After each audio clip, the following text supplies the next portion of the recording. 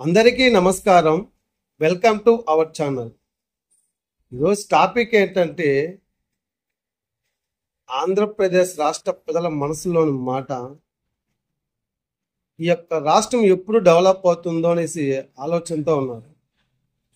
ఎందుకంటే ఇది రాష్ట్రం విడగొట్టిన వల్ల ఇలా ప్రాబ్లం అవుతుందా, లేదంటే సీఎంలుగా ఉన్న వాళ్ళు డెవలప్ చేయలేకపోతున్నారా అనే ఆలోచనతో సతమతం అవుతున్నారు, లేదా ప్రజల తప్పిదం వల్ల ఇలా జరుగుతూ ఉందనేది చాలా మంది ప్రశ్నగా ఉంటుంది.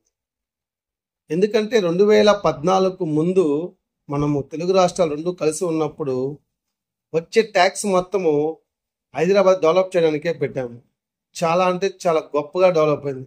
ఎంతలా అంటే దేశంలోనే 10 సిటీస్లో హైదరాబాద్ సిటీ కూడా ఒకటిగా ఉంది. అటువంటి సందర్భంలో స్టేట్ డివైడ్ చేసినప్పుడు మనకు ఏమి కానీ ఇవ్వకుండా, ఎటువంటి ఆదాయ వనరు లేకపోయినా మనకి ఏమీ ఇవ్వకుండా స్టేట్ని డివైడ్ చేశారు. అది నాయకులు డివైడ్ చేసిన తీరు కరెక్ట్గా లేదనేసి ప్రజలందరికీ తెలుసు. అది తప్పుదైతే నాయకులదే అవుతుంది. ఎందుకంటే మనకు కావాల్సిన వనరులను అడగాల్సిన బాధ్యత ప్రజల తరపున నాయకులకే ఉంటుంది. ఎందుకంటే ఎన్నుకున్నది ప్రజలే కాబట్టి ప్రజల పక్షాన మాట్లాడాల్సిన హక్కు, అధికారం వాళ్ళకే ఉంటుంది. అది ఎందుకు అడగలేదు, వాళ్ళు ఎందుకు ఇవ్వలేదు, అది పెద్ద క్వశ్చన్ మార్క్గా ఇప్పటికి ఉంటుంది. ఎందుకు స్టేట్ని డెవలప్ చేయలేకపోతున్నారంటే పరిశ్రమలు రావాలి. పరిశ్రమలు రావాలంటే మనం ఇక్కడ ఆదాయ వనరులను సృష్టించాలి. ఆ సృష్టించాలంటే పనికి మాలిన పథకాలను తీసేసి మంచి పథకాలను పెట్టి ఆ వచ్చిన వనరులని స్టేట్ డెవలప్మెంట్ కోసం పరిశ్రమలు వచ్చేట్టుగా చేయాలి.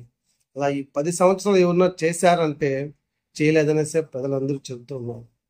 మరి స్టేట్ ఎలా డెవలప్ అవ్వాలి అంటే పైవాడికే తెలియదు.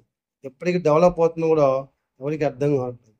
ఇలాగే ఉంటే మన రాష్ట్రంలో ఉన్న యూత్ అంతా పక్క రాష్ట్రంలో పోయేసి జాబ్ చేయాల్సిందేనా?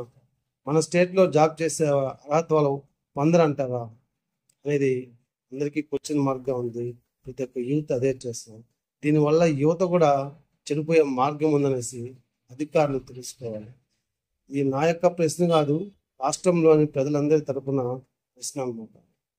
ఈ రోజు నుంచి కాదు, చాలా రోజుల నుంచి ఇదే ప్రశ్న వెళ్తూనే ఉంది. 2014 నుంచి ఇప్పుడు డెవలప్ అవుతాము, ఈ 5 సంవత్సరాలు డెవలప్ అవుతాము, ఈ 5 సంవత్సరాలు డెవలప్ అవుతాం అనేసి అనుకుంటూనే ఉన్నారు.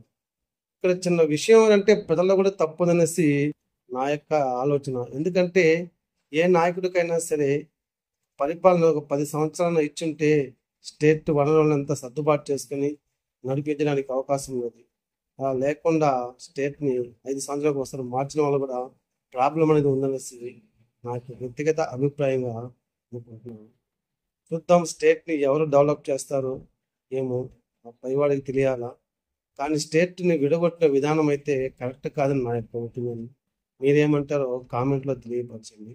ఎందుకంటే ఒక కుటుంబంలో 2 కొడుకులు ఉన్నప్పుడు ఒక కొడుకు సంపాదించి ఆ సంపాదనతో ఆస్తి అంతా వనరులతో ఏర్పడిన తర్వాత ఏదో సమ్ ప్రాబ్లమ్స్ వచ్చి విడిపోతున్నప్పుడు వాడు సంపాదించాడు కదా అనేసి అతనికే ఇచ్చాడు మొత్తం ఆస్తి. కరెక్ట్ కాదనేసి నా యొక్క ఒపీనియన్. ఆలోచన చేయండి, ఇది ఎంతవరకు కరెక్టో స్టేట్ని డివైడ్ చేసిన విధానము. ఇప్పటికీ స్టేట్కి కావాల్సిన ఇవ్వటం లేదు, ప్రత్యేక హోదా ఇవ్వడం లేదు, అది వస్తుందో రాదో కూడా తెలియటం లేదు. వాళ్ళు ఇవ్వవలసిన అమౌంట్న ఇస్తున్నారంటే అది ఇవ్వడం లేదు. మరి ఎలా డెవలప్ చేయాలో తెలియటం లేదు స్టేట్ని. చూద్దాం ఏం చేస్తారో ఈ నాయకులు, అర్థం కావట్లేదు. మీరు ఏమనుకున్నారో తెలియపరచండి. ఈ వీడియో మీకు నచ్చుంటే లైక్ చేయండి.